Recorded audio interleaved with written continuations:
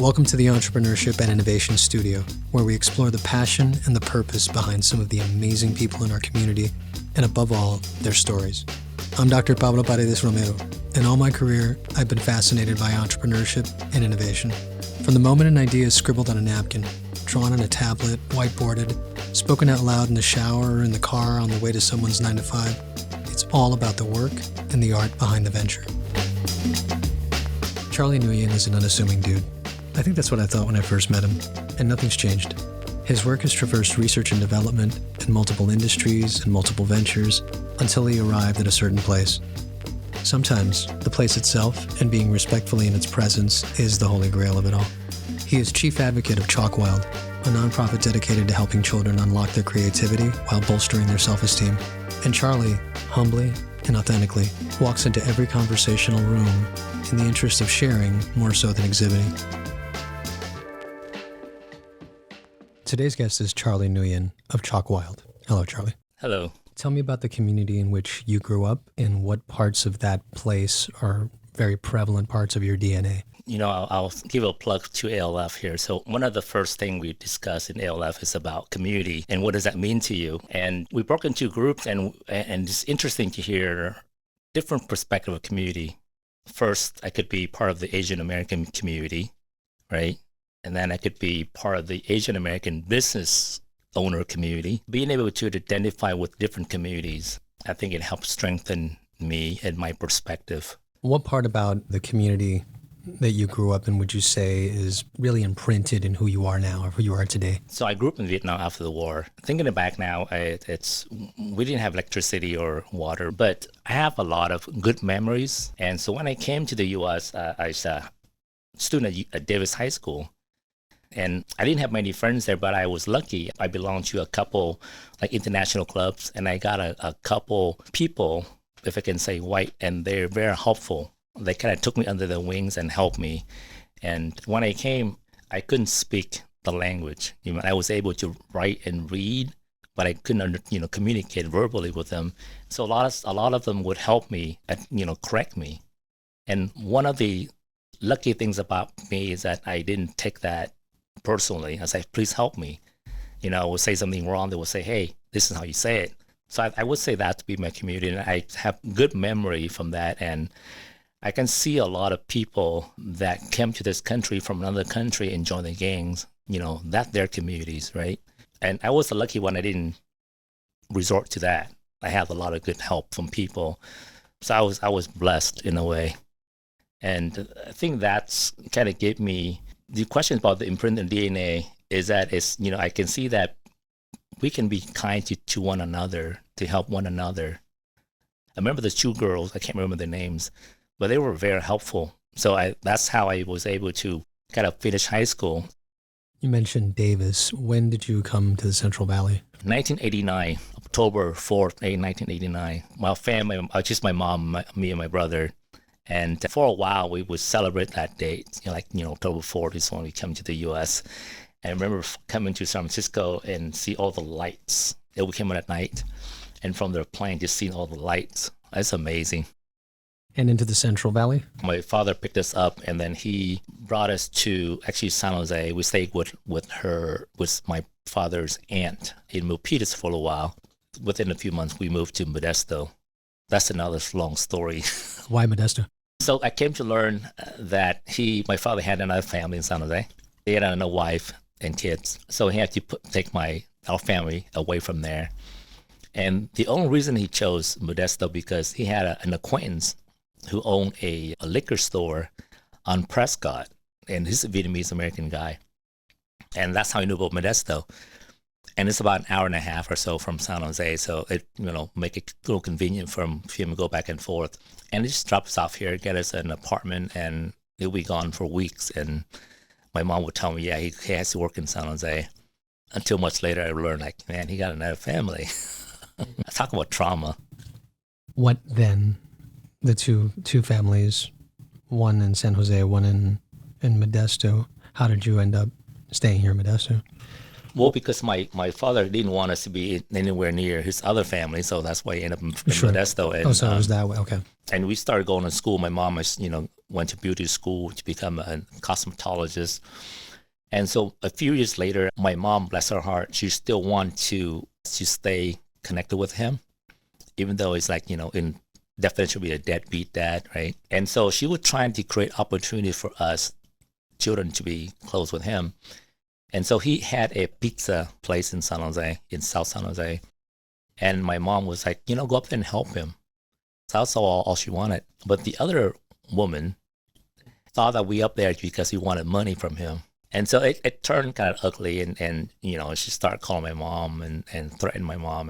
It was very hard for me to witness all that, and and to witness that your father, I want to say, his friends, like people that come and buy pizza from him, other Vietnamese American people, they would say, "Who's that?" And he was like, in Vietnamese it would be it's Vietnamese is kind of a funny language. It has a lot of double meanings. So that's a word. It could mean like your son. It could also mean your nephew. So he used that word. It's ambiguous, and to be there and witnessing that, it's painful.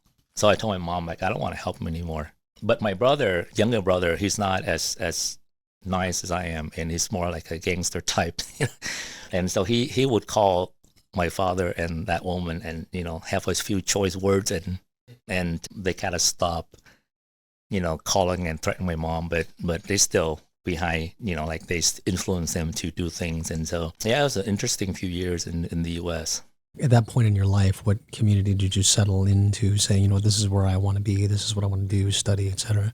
I didn't have a sense of community. I hated Modesto. My allergy is really bad. I went to a doctor.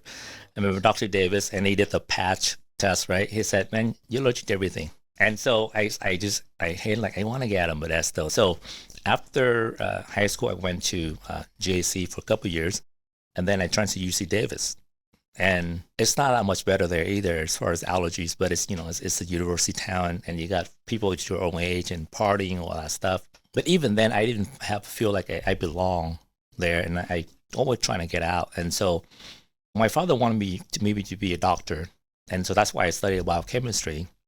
And when I learned that he had another family, right, I said, F you, I'm not going to do what you want me to do. So I rebelled, and I took the MCAT. I got decent score, but I said, I don't want to go medical school just because I didn't want to, satisfy him.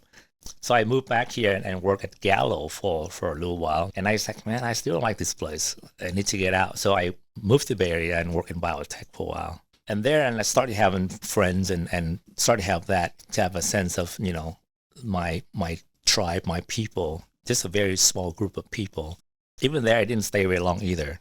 I was like, I want to go somewhere I can feel like I'm happy. And so I met some friends up there, and one of my friends got dumped by his girlfriend after 8 years or so. So he's heartbroken, and we say, let's go travel, man. We're still young. Let's go travel. We're not, we're going to work until we die anyway. And so he quit his job at Cisco System, and I quit my job at a biotech company, and my other buddy quit his job at another biotech company. So we say, all right, let's go. Let's say save some money and put some, get a backpack. And so we spent almost 2 years in Southeast Asia, just being a bum. Talk about risky stuff, man. It's alcohol, and we were young, we were stupid, and we were like, anything that sounded fun, we'll do it. I spent some years working in Vietnam between 2007 and 2011. I got married there, and I moved back to the States, and then moved back to Modesto because my mom is living in Modesto still. So I didn't want to leave my mom by herself. And so I moved back here. And that's kind of when I made a conscious decision to say, I'm going to make Modesto my home. And then figure out what I need to do to make it my home. And that's kind of when I started to have that sense of community. I joined some boards and, go to events, fundraiser, that kind of thing, and start meeting more people and meeting more people that have similarities, in way of thinkings. And so that's slowly become, have a community. Until now I have, belong to different communities, but it wasn't always like that. I only started about maybe 10 years ago when I have a strong sense of community. The business community, the community in general, where do you see it all going in the future? With the advance of technology, the internet now, that we don't have to be in Silicon Valley anymore Before you got if you want a high paying job, you go to the Bay Area. And now because of the pandemic, it kind of sped up that whole process, and people can work from Spain, right? If you bring a laptop with a reliable connection, you can be in Spain and do the same job, unless your job requires in person. Otherwise, you can pretty much work anywhere. So I think because of that, a lot of talent will kind of come back. And so what you guys are doing here is one of those examples that encourage, innovations and entrepreneurships and the willingness to do that. It's not easy at all. No, agreed. Absolutely agreed. What would be the single most important thing that you feel you could tell a young person compelled to start their own business in the Central Valley? There's a lot of good free resources.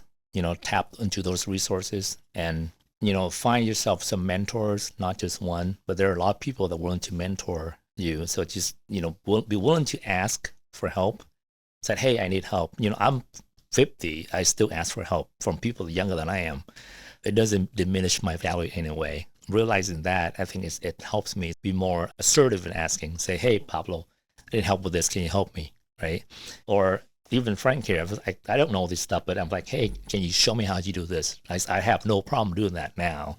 And so I think that's one of the things that being an entrepreneur, you have to be able to have that willingness to ask for help. Do you think that's something that we evolved into as a community, to where we're breaking down those barriers to ask for help from each other? Or do you think it's something that the newer generation has brought to us? In the past, people want to keep everything secret, right? They don't want to share with anyone because they're always afraid that someone will compete and take the clients. And I feel like that not so much more of that going on. People are willing to share, their knowledge. So to answer your question, I think that's something we probably evolve into. Now with the advance of information, like information is everywhere. So you can go online and Google anything now, or ask Chat GPT, right? And go tell you what you need to know. So I think like the more and more people are willing to help the younger generations, to avoid certain mistakes. There are some people, they still kind of stubborn. They want to make their own mistake, which is fine. Some is like pretty costly. So if you can avoid those costly mistakes, it's you're really ahead of the game. I have a fortunate opportunity to meet with a guy named Tony Lam in San Jose yesterday. He's a Vietnamese American. He came here when he was like a few months old. His family ended up here because of the benevolence of another family. It's a Catholic family in somewhere in the Midwest that sponsors his family. Anyway, so Tony is a very successful businessman in the Bay Area. I don't know how many companies he has, but he owns like 5 Wingstops and a whole bunch of other business. He has an ice cream company that's #1 seller in Costco, and a coffee company, and he owns like a shipping company. And so I met with him. So we connect through ALF as well. So he ALF Senior Fellow in the Silicon Valley chapter. I'm a Great Valley chapter. So I reached out to him, and I went up there and met with him at his Wingstop in San Jose. And we're supposed to talk for like an hour. And we met at 4:30. I didn't leave that place until 7:10. And so we talk about all this kind of stuff, and it's amazing. And he's like, I'm willing to help people. I want to mentor people if they come to me and ask me to, like, hey, can you help me do that? And he don't have access to all the different distribution channel. So I said, if you come to me and say, hey, Tony, I got this, water, whatever that is, and can you help package it and distribute it, and 100% or whatever percentage that will go to charity. I said, let's do it. And he can help you. He's like, I think he's like me now. I realize what my strengths and weaknesses are. And I know I'm a business development and sales guy. So I can go and talk to people and try to, sell stuff. But you make me do more accounting or run a company, I suck at it. And Tony is like, yeah, I'm not good at those things. That's why I hire people to do all those things, right? And he's out there. He's the face of most companies that, can talk to people. And also working on a business model is called Andy's Cafe. His son is autistic. So he wants to have a business where he only hire disabled people. The Wingstop now, he hired a lot of autistic people as well. So people like that willing to mentor other people, like you guys are doing here, you probably connect people with mentors, with mentees. And I know this whole thing started by the Porges family, and they're one of the, philanthropists here. And I'm glad that they spend money on this, trying to create more business opportunities for our Central Valley. What would you say has been the most powerful learning experience for you as a small business owner? Relationships. People do business with people that they like. So you could have something, you sell something, your products could be a little more superior. But if the owner of that is not a nice person, then people will choose not to do business with them. Versus you, if you're nice, they like you, then likely they will do business with you. So now, as been doing business, I see more and more of that. Relationship is very important, because relationships I have with some other people, they have opened so many doors for me, and that's invaluable. That's something you cannot do without good relationship with people. Who or what has been your greatest teacher? I don't know if we can call him a teacher, but in that job, I worked with a guy named Gary Bowley, and he always have so many interesting stories about his traveling days. So in the 70s, he used to be a teacher.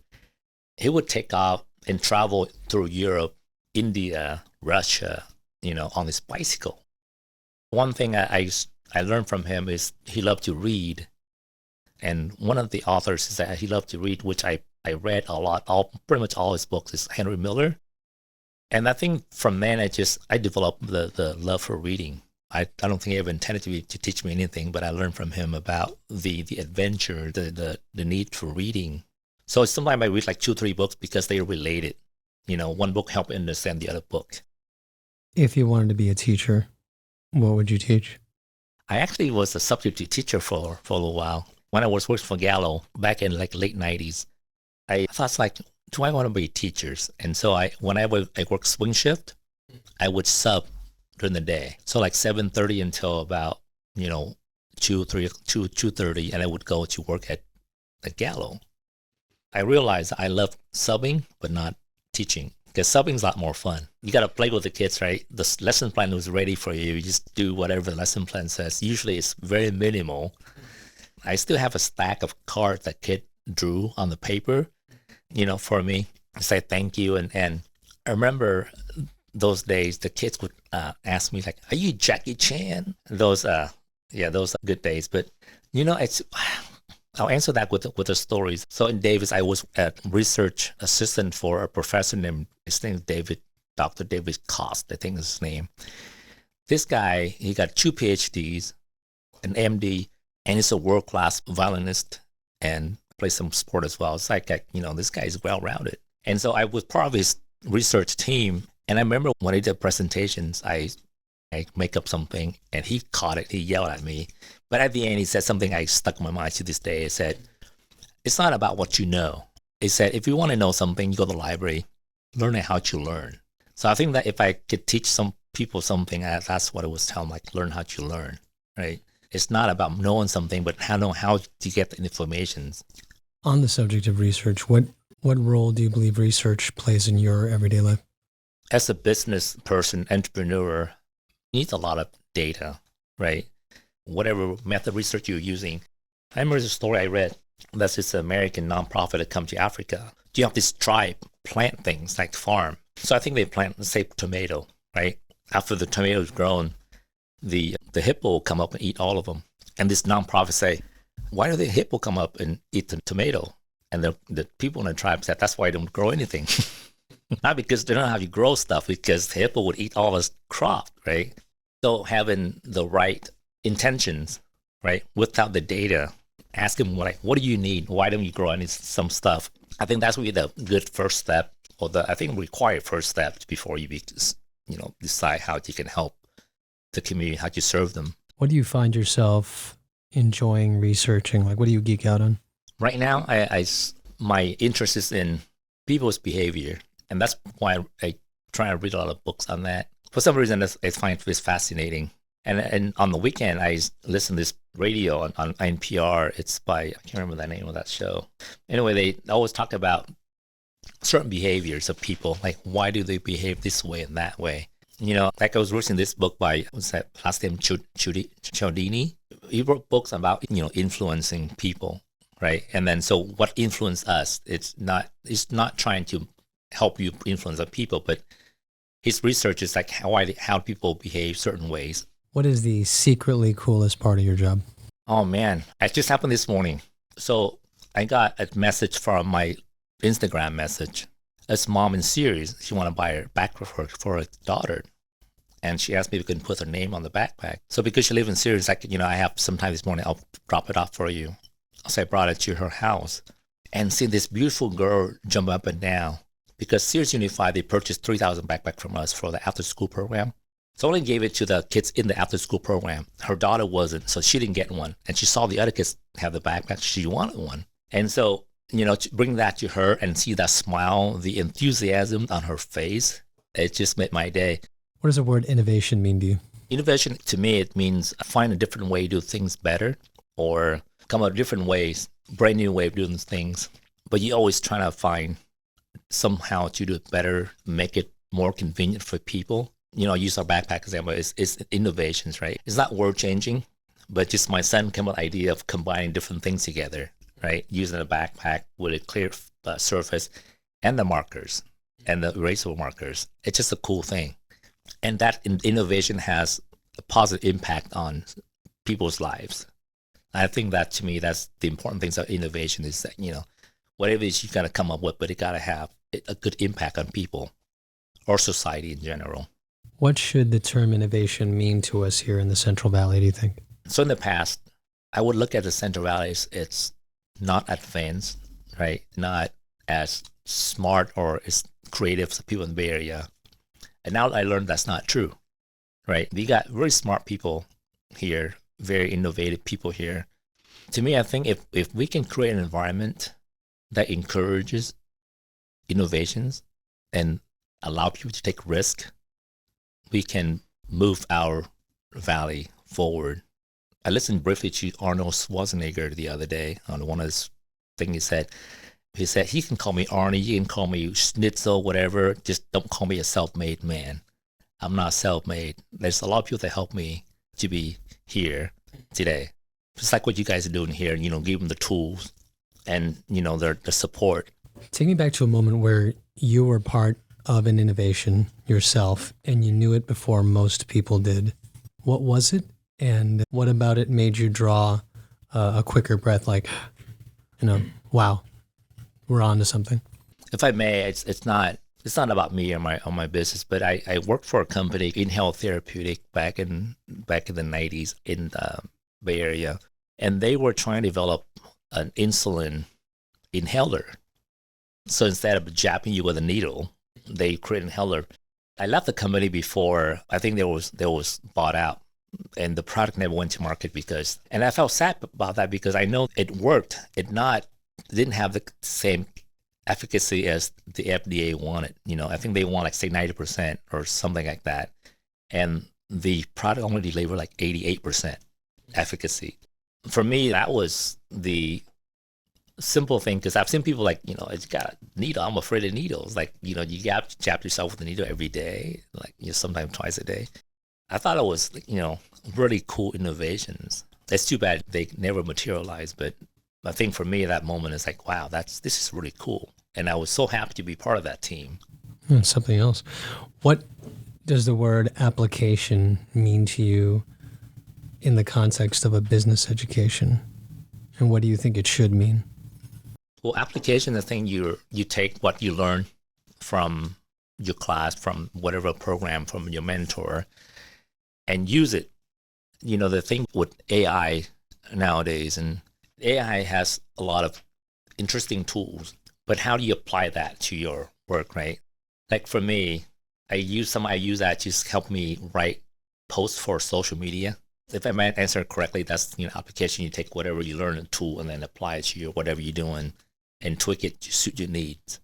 Tell me about a time when it all came together for you, when you applied things from all the different career experiences you've had and applied them in a way that made your career what it is now.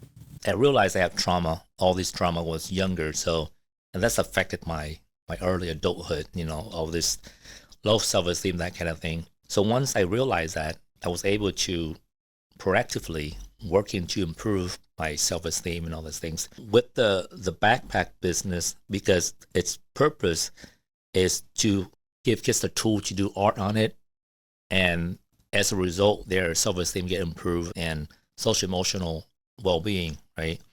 Because they can relieve their anxiety when they start drawing on that. And so we've done a lot of kind of studies or pilot study, and then we know it's very helpful for kids. So for me, when I realized that, hey, I had trauma, right? So I was thinking, help those kids that is from low-income neighborhood, you know, family with single parents, crime, they experience trauma and go to school and help them. And we know if we do that regularly enough, they're gonna see the improvement. And the trust relationship I built with ALF fellows, and my classmates and other senior fellows as well, it's all came together. And I can reach out to someone and say, hey, I need help with this. And they're, super happy to help. And they're eager to help. And also on top of that, kind of a spiritual reckoning for me. And I was born and raised Catholic. I was never a good one. But when I had coffee with my friend, he's a Catholic priest, and he said, Charlie, what you're doing is helping kids, which is great, right? So in longer term, you're helping build a better society. But it's ultimately you're working for God. And my first thought, like, damn, that sounds kind of cheesy. But after that, I thought about it, and that kind of makes sense. It's now give me a higher sense of purpose. And now that I have a purpose, that become my mission, and all of a sudden things just fall into place. I have people that offer help. There are people I would have never met otherwise. Like there's a gentleman named Dr. Don Shalvey, and you know of him. I guess people would say he's the godfather of charter school. So he approved the first charter school in California back in the 90s. And he and the Netflix, like Reed Hastings, they co-founded Aspire Charter School. And they went to the state capitol to lobby, to make law to allow more charter school to be built. And I met him through another friend who's AF senior fellow. So we had a Zoom meeting, and I said, yeah, I love this, man. I want to help. And he said, what can I do? And I said, well, a few things. And first, I want you to be my mentor. And he's a former superintendent. We've done various things, but it's one of his last job before he retired and moved back to Stockton area. He was a VP for the Gates Foundations, overseeing K-12 education. So he has knowledge, he has contacts, that could be very helpful for our cause. And so after that meeting, he's like, yeah, I'll do what I can to help. And he invited me to go to Lodi to meet with the new superintendent. So there's a group of leaders that will meet with the superintendent of Lodi Unified School District. He's a brand new superintendent. I think at the end of the month, he said, I want you to be my guest. So things like that, if things didn't fall into place like that, that kind of relationship would never happen. What would our students be best served to know about applying what they learn here with us? There's a guy named Sir Ken Robinson. He's a PhD, but he had a YouTube video. It's called Do Schools Kill Creativity? And it's one of the most viewed YouTube videos. But that's what we talk about is schools are set up like an assembly line. And they don't allow people to stray outside of the line, right? Because that's what they want people to go to, and become a worker. And the school was built after the Industrial Revolution, so that's what it's built for. And now we're into the innovations, right? So we need to allow people to take risk or teach them that, risk is good. And a failure is not something that will be on your head. But failure is a lesson, right? And so I think we can help them understand that it's okay to take risks, it's okay to fail, and go back to the drawing board, and figure out what went wrong, try different ways. Absolutely. What does the word leadership mean to you? I used to think of leadership as someone like with the title, like, CEO or the prime minister or that kind of thing. But now, with a little more knowledge, I think leader is someone that we encourage other people to excel, to be themselves, to realize their best potentials. I think that's what leader means. Who is the leader who most impressed Charlie Nguyen in his early years, and why? I don't think I have one that I admire personally, but my mom would tell stories about some general during the Vietnam War that he was honest. He was brilliant. strategist. And I think she worked for him, not directly, but whatever in that division. And I would hear a lot of stories about how he would lead his troops, right? And would defeat the VCs. But hearing stories like that gave me that, wow, that guy was good. And so in a way, he's kind of my hero, that like in general, trying to defeat so-called the enemies back then. And it was honest. He didn't take bribes, because one of the reasons the South Vietnam fell, because a lot of high-ranking officials are not doing a good job of being a leader. They're too busy, taking bribes or hang out with girls and do that kind of thing. So they're not focusing on their jobs. So hearing those stories and contrast to this guy, in my mind then it's like, yeah, he's my hero. I want to be like him. Who's your hero now? My hero are the people that willing to put in the work, whatever it takes to take care of the children. It's the single parents. We idolize people that have a lot of money, like billionaires, right? They're just crazy. I think a lot of them are just lucky. I don't think they're just that much smarter than us. They just got lucky. And, doing business now, I think a lot of that has to do with luck as well. And they never self-made. They're like Arnold Swanson said, they're not self-made, right? So they all start with like some money or some advantage that they had. So I think my heroes are the parents that wake up every day, go to work, do the hard job, and still care about the kids, and come home and make dinner and make sure their kids finish the homework. They have like 2 hours sleep per night. So those, I think, my heroes. How have you seen things at Stand State evolve over the years? So again, as someone who never liked Modesto area, I didn't think much of Stand States. I had a lot of friends that went to Stand States. But over the years, I've seen and heard about awards and the students that come out of here that, succeed. And I learned more and more about Stand States. And I think it's great that we have, university like Stand State here in our backyard. And, people from overseas, they want to come to the U.S. to study, right? And that requires a lot of money. And a lot of times people say, look at like Harvard or Yale and these things. But, I'm willing to bet that if it comes to Stand State, they get just the same high quality education as they would get somewhere else. And with all this affirmative action thing, and now, I've been thinking about this a little bit. My brain is not big enough thinking like big pictures like a lot of people. But I think it just all comes down to you as a person. You can come to Stand State or you can go to Harvard, right? If you want to learn, want to study, you will excel. You will come out with knowledge, right? I think the only difference with Harvard is that they have that connections with a lot of powerful people. I think that's the only thing they have difference, because I know a lot of people, like, for example, from Vietnam or China, prime ministers or whatever people, they will send the kids here, and they're dumb as a brick. But Harvard would take them because they know their dad or mom are like prime ministers or deputy prime minister or this, and they could just a phone call away to have access to that, right, for their alumni. So I think that's the only difference between that. And if you want to get knowledge, Stand State, I think I would put up with Yale, Harvard, and other schools. What are your thoughts on the Warrior Entrepreneurship and Innovation Initiative and its place in the region going forward? Oh, I absolutely love it. I think a lot of good things will come out of this, right? And it's just a lot of young people, they just need the knowledge, the encouragement. What you guys are doing is it's taking people say, hey, you want to be an entrepreneur, right? So, like I said, a lot of times people don't know they want to be entrepreneurs until they get exposed to it, right? When I see, when my traveling days, I was running a lot of kids like selling stuff, books, trinkets, whatnot.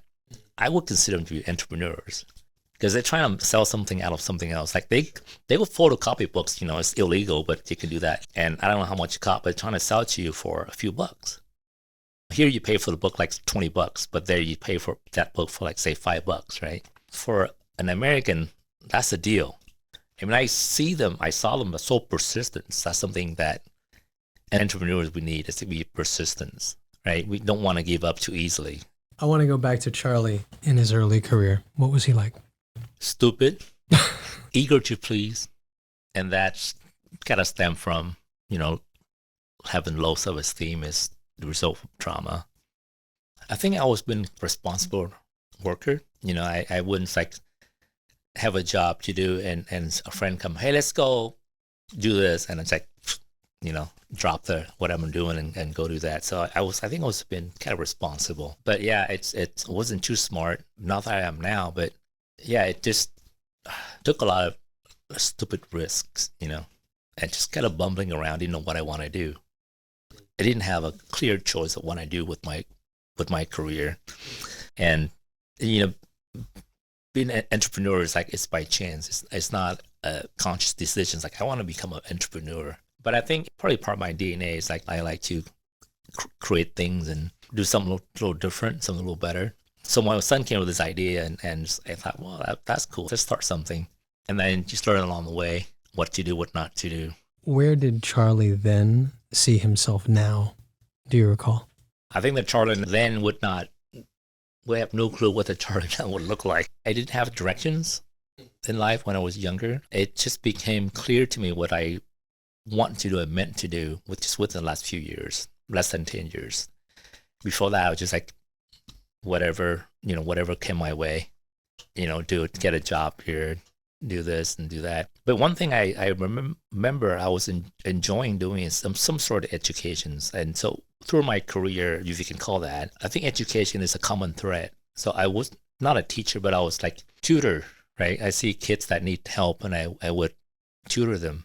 And I got satisfaction from seeing some improvement when I see that I could help them. I'll give a quick example. Some years ago, there's a lady from Oakdale. She called me, and her granddaughter, I think when she was 8 or 10 years old, and as she said, she needed a lot of help with math and reading. So I went out and met with them. They live in a mobile home park right outside Oakdale on 108. And so her grandma told me a story about her granddaughter. It's like she was in a car accident, torn out of the car, crack had open. She got brain injuries. And on top of that, her parents going through a really nasty divorce. And I witnessed that one day. We were at the Oakdale Library, and Dad came in, and they were started screaming, yelling, profanities. So the library called the cops. And so I could imagine that, the trauma that girl was going through. My grandma said she's right behind math. She needed help with fractions and all the percentage, that kind of thing. And so I spent a couple of days talking to her, just like to learn about her interest. And I learned that she loved cooking with her grandma, and she loved to sing. She wanted to be a singer. So I was thinking like, okay, see if we can tie that with math somehow, right? So when I told like, okay, if you become a famous singer, and you make $1 million a year, right? And you got to pay your manager 20% and someone else 10%, right? So you got to know, so that way people will steal money from you. And it didn't happen right away, but that clicked with her. And that's how we were able to learn about percentage. And fractions got the same thing. I linked that with cooking. You cook with your grandma, you put 1/3 of this, one, teaspoon. And I think by linking that with what she was interested in, it helped her learn it. You're contextualizing it. Right. So that's something I think one of the common threads throughout my careers is like, I like to work with kids. And so with what I'm doing now, it just, I didn't know what I wanted to do then, but it kind of come back and okay, now why I was doing that. Who were his earliest allies? I have to say my mom. It's like when I took off, when I went travel backpack with my friends, I got a pretty good job working biotech, right? And I quit my job, and she didn't say, "You're stupid, last school, we ruined your career, you're going to ruin your life." She never said anything like that. She was always encouraging whatever I do. So I think she's, probably my best ally. What would Charlie now say to start a conversation with Charlie then? Let's go grab a beer. There you go. How do you see yourself now that may be different from how you saw yourself then? Now I'm more accepting of me, whatever flaws I have, and more honest, more vulnerable. In the past, I think I would want to hide whatever bad things about me. Like that's why I buried that trauma of growing up, in Vietnam after the war. We weren't poor by choice, but because of the war. But still, I didn't want people to know that, hey, it came from like poverty, right? Not having running water. Although my mom was, before the war, they were considered to be upper middle class. And after the war, the government took all the money. So my mom worked for the Marine Corps. And the U.S. company built this condos area. It's in a peninsula. It's like a resort town. It's right outside of Saigon, and the Saigon River surrounds it. And we have a 4-story condo, and mom bought a top floor because she got first dip, right? The beautiful view. You look out, you see, coconut trees, and it's the breeze, and it's just beautiful. And after the war, besides taking the money, they take everything that have of value. We have tile floor in the apartment or condo. They would come take those tile from us to sell on the black market to make money. That's just how, like they try to bleach you dry. And there are people with high goals and stuff, somewhere, and want to have an image of someone who's like, put together, right? Come from a, a decent background. But now I'm at the point where, okay, it's part of me. It's my story. It's part of my life. There's no need to deny it. No need to cover it up. So that's why I was able to tell that story. I never shared the story with my father having another family before ALF. In ALF, that's when for whatever reason, I decided to be vulnerable. Vulnerability is a huge part of leadership, isn't it? Yeah, I think it is. People need to see that, you're just like them, right? What does it mean to you to be an Asian American leader in the current business climate? I think I become more mindful of being an Asian American. In the past, I think for a period of time, I try to be white, kind of blend in. It's not going to happen, right? I don't have enough money to pour acid on my skin to make it white. So being mindful of that now, I just joined the California Asian American Chamber of Commerce. And I went to one of the events in Sacramento. There's a lot of Asian American leaders up there. And so now that I'm mindful of the fact that it may not be overt, but this discrimination is still, happening, right? Then we all guilty of that in one way or another. So knowing that, we kind of need to help each other and kind of band together to speak up, to get our share, to get a seat at the table. So I've become more mindful of that. So now, I don't mind saying I'm Asian American, right? Before, I think I didn't like that term, Asian American. But now I accept that fully. And I used to be very self-conscious of my accent. And my head will grow so big when people say, oh, you have no accent. Now I know they just say that just make me happy. I don't let that bother me anymore. It's the fact.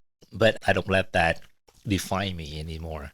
It's amazing how people's journeys take them to places where they become more accepting of themselves, where they become more aware of the things that used to matter that don't really as much anymore. It frees me up. There's a part of the brain that was locked. Now you open that lock and I say, oh, that's a lot of cool things in there, right?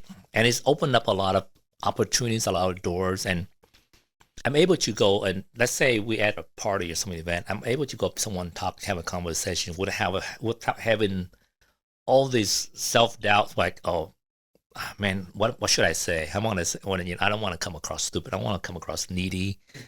I'm like, none of that now. It's like, hey, how you doing? Hey, Pablo, how you doing? Who you know here and how do you get here? How do you end up here? That kind of thing. We have a natural conversation. If it stops, I go somewhere else.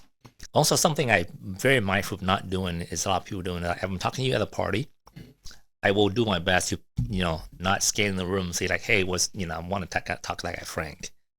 And people say that's rude. And so I consciously try not to do that.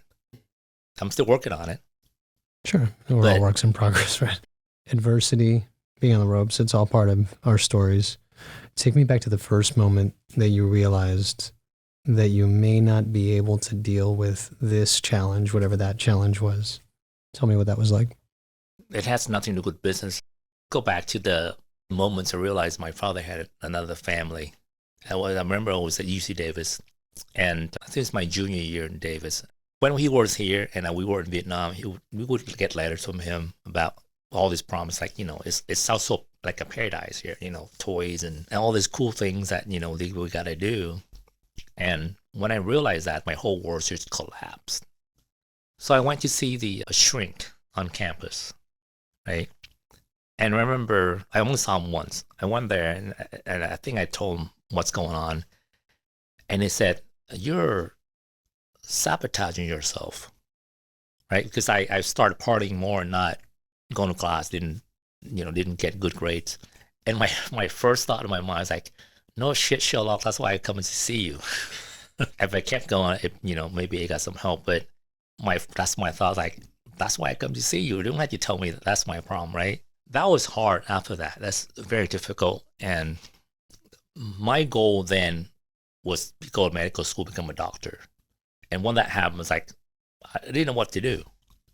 I didn't have any other backup plan. I didn't have any, things like ABC that I could do. So it took me the longest time to kind of figure it out. And I think I did until recently. Like, now I know what I'm meant to do, which is I'm doing now. And so that's why I don't think of this as work. Work and pleasure is all blended together.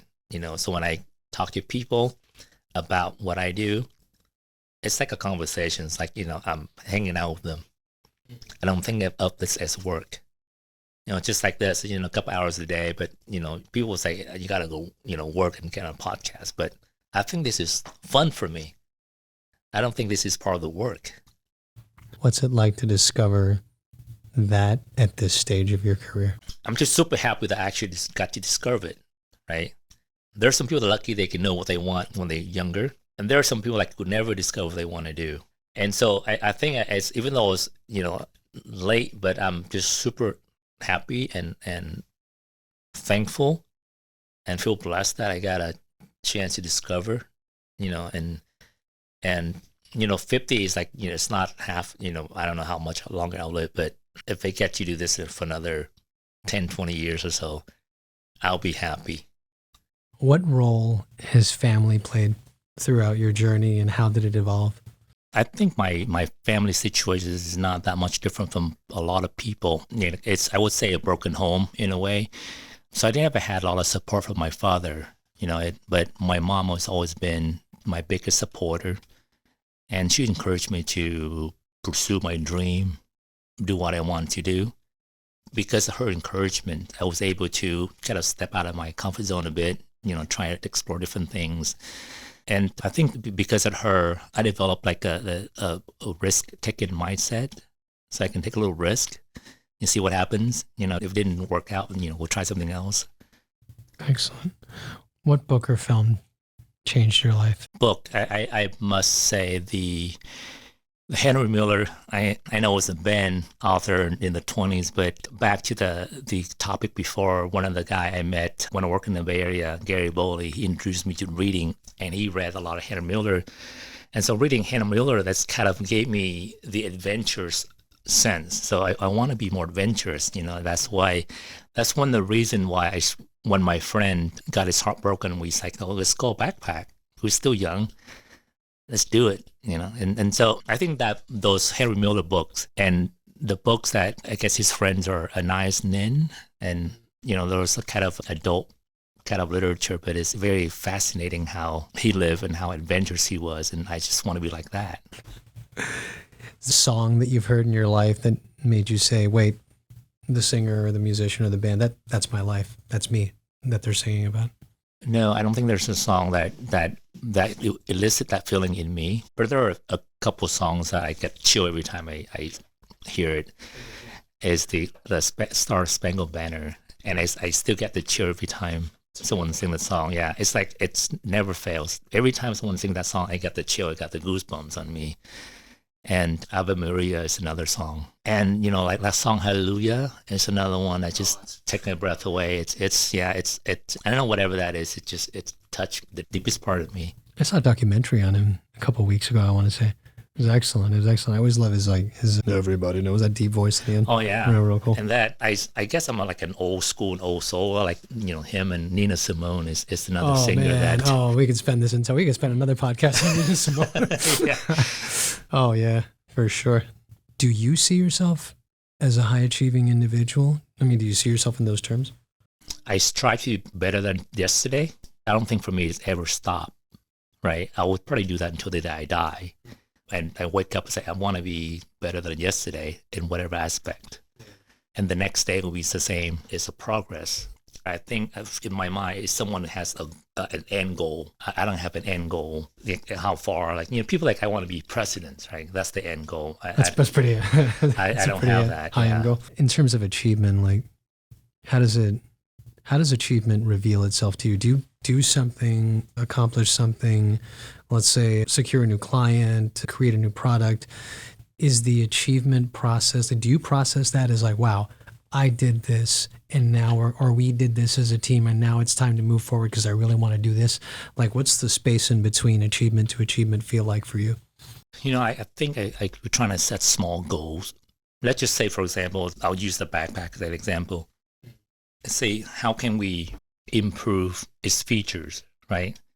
And how can we make it a little easier to use? So I go back to research. I would go and observe kids using it, and I watch them use it, and I say, okay, so that kept requires extra steps.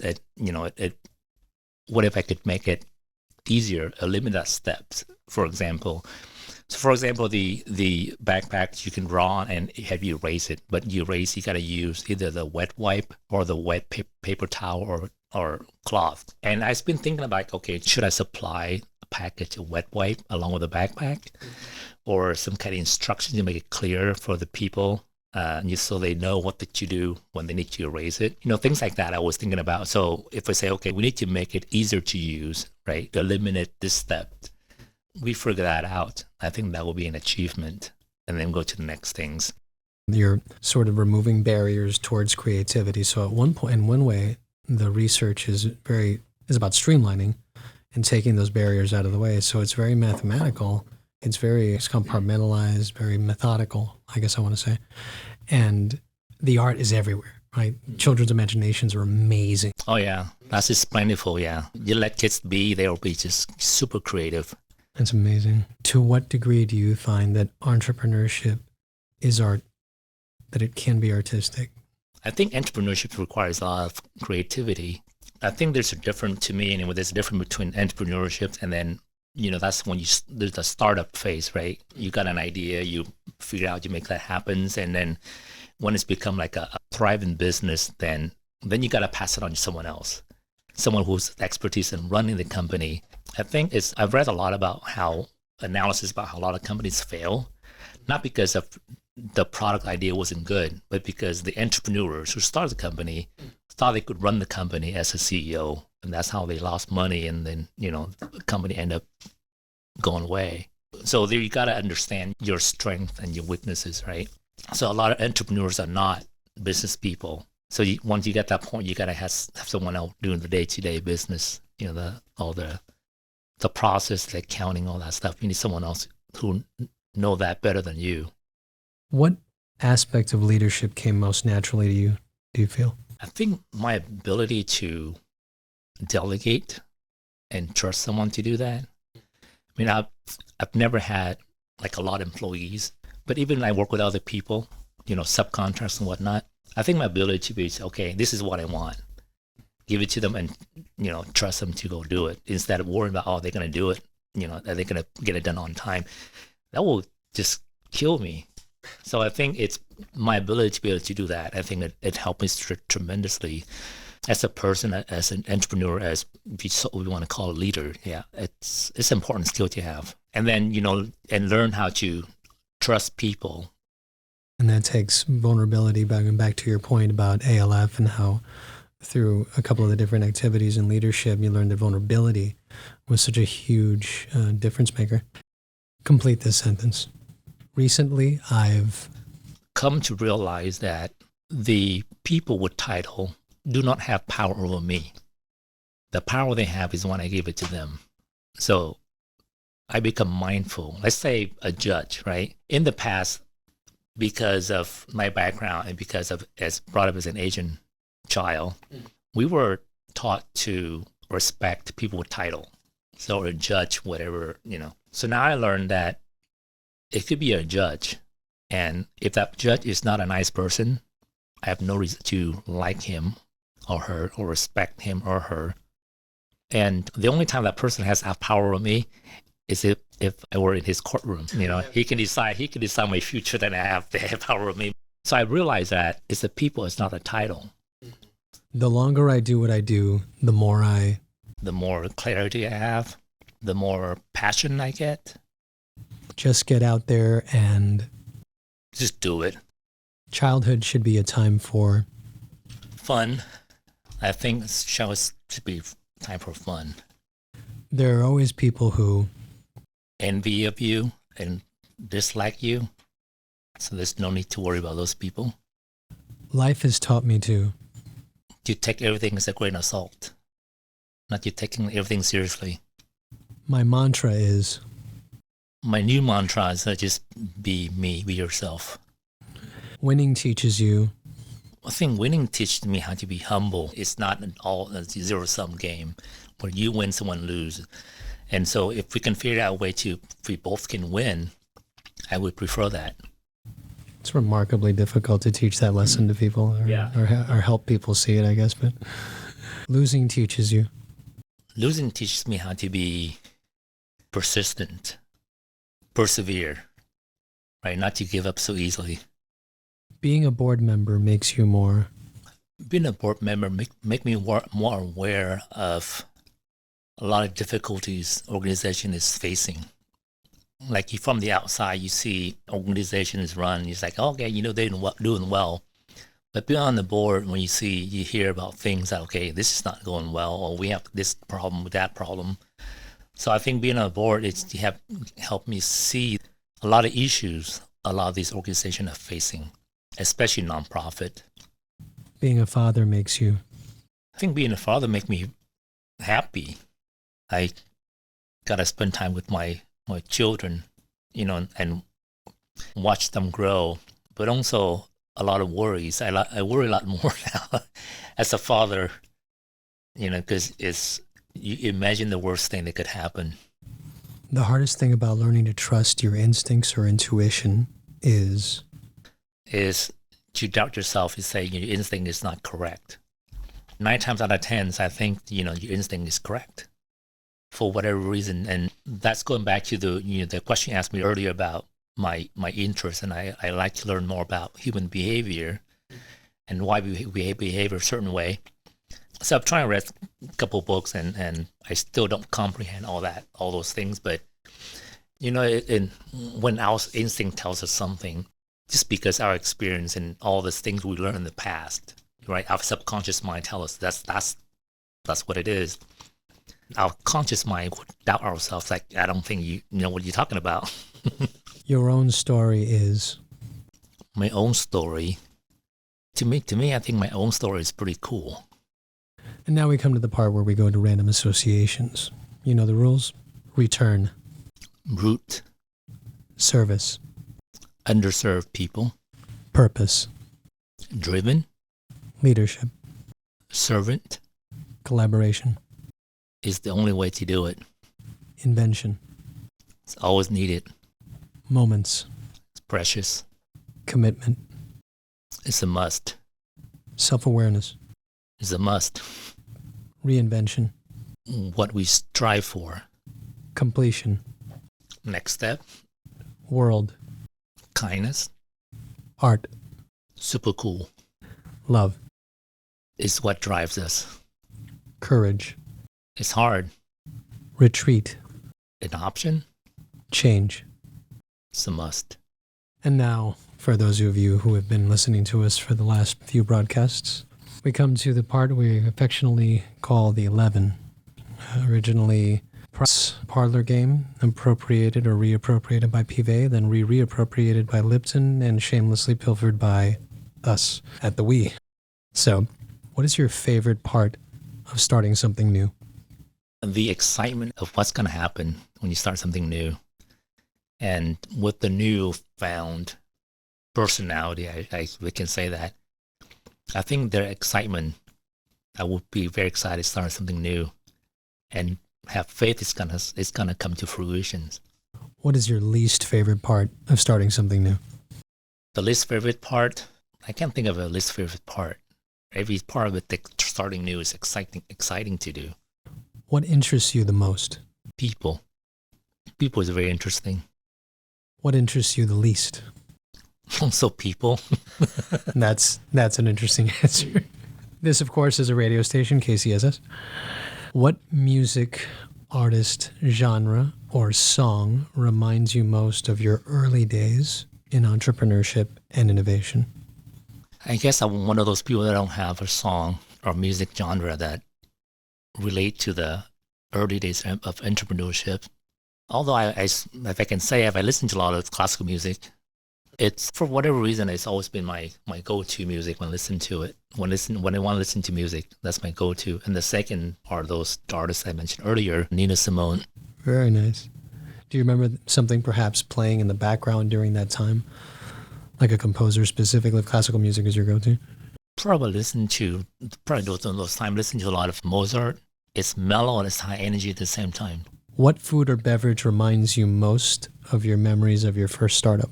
I mean, I have quite a few startups that never saw the light of day.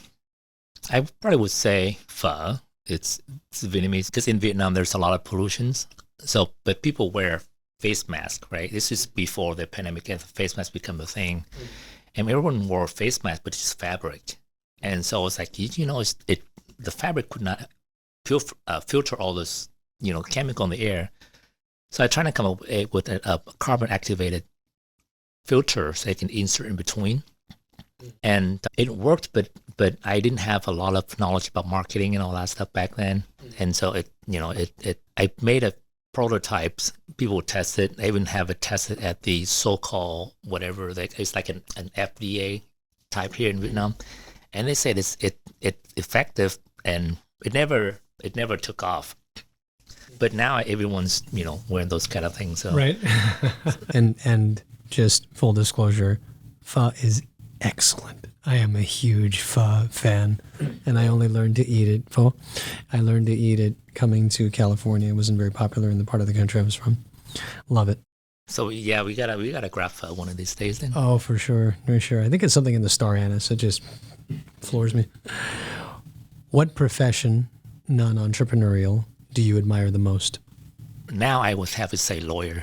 The reason why is I realize that our everyday lives revolves around laws, right? So I know lawyers have a bad reputation. There's a lot of bad lawyers out there, but for people who use the legal knowledge for good, it's amazing. Like I've seen people during the time when they have that kids came across from the border. I've seen friends who are immigration attorneys would go down there to the border, volunteer their time to help, these kids and family navigate the legal system. And so I see the power of those things. Contract, all man, it's just, everywhere you look, it's always some laws involved in one way or another. Our lives is governed by a lot of different laws. So that's one of the profession I think it's has a big impact, if you use it for good. So I encourage my son to look into law if he interested. I'm not going to push him, but I encourage him to look into it. What job prior to entrepreneurship did you dislike the most, and why? I think I go back to that job as when I worked as a lab, get research assistants, where I got fired. That was bad memory, and I liked the work because it's interesting because I could see the positive impact those things. Like for example, that job when I got fired from, we were working on testing method for drugs. So let's say when people blow into that thing where the cops got pulled over, breathalyzer, or like the P test, they test if you have THC in it. So the company that I work for developed all the different tests, not for illegal and legal drug as well. So if you go to hospital and you were taking some drugs, they want to see what kind of level of drugs do they have in your body before you put more of that drugs in. So all those different tests, we worked with that. Our team worked on that, and so the work was good, was rewarding. It's just environment wasn't. I didn't like the environment. It didn't fit in. I like people, so I want to talk to people. And in that lab environment, a lot of people they're very closed up. They don't want to talk to people. If you kind of want to say antisocial, that's kind of how they were. I didn't like that. So yeah. And last but not least, if heaven exists, what would you like to hear God say when you arrive at the pearly gates? Welcome. immediately thereafter, what idea or innovation would you like to pitch to him, her, they, it, with the universe as your marketplace? I think I would ask God to expedite the process and skip all the middlemen, all these priests and all whatever, these people, like they think they have the power to allow you into heaven or not. Mm-hmm. All these pastors, being able to eliminate all of them, like direct sales, right? Between God and the people. You're in or you're not, There's no middleman. A celestial restructuring proposed by Charlie Nguyen, yeah. Our wonderful guest today on the Weed Podcast. Thank you so much, Charlie, for joining us. Thank you. I think I'm pissed off some people, but... Thanks for listening to this episode of the Entrepreneurship and Innovation Studio. This podcast is part of the Warrior Entrepreneurship and Innovation Program, affectionately known as the WE. Our series is recorded on the campus of Stanislaus State at the KCSS radio station and produced by Frankie Tovar. Follow and subscribe on your favorite podcasting platform. I'm Dr. Pablo Paredes Romero, wishing you the best of everything, always.